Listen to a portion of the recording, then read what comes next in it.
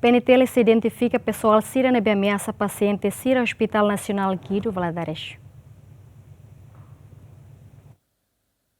Ter informação na viral e mídia social que acontece problema balo entre grupo arte marcial onde o paciente Sira trauma não lá confortável. Comandante PNTL município dele coloca uma equipe secreta onde identifica pessoal Sira nebe tenta ameaça paciente Sira em hospital. O festa ida nebe será realiza a hera e depois moço acidente tráfico ida tan e to ida sai vítima né to ida retan canek grave tuan.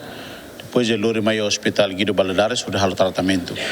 Durante semana ruaida toicos siriraune la convida la consegue para salva. Então ele liga ituang ba grupo sernebe maka musi neba tambah ya parti serne ya grupo. Então depois ita lori fila fale mati isin ba ya hera.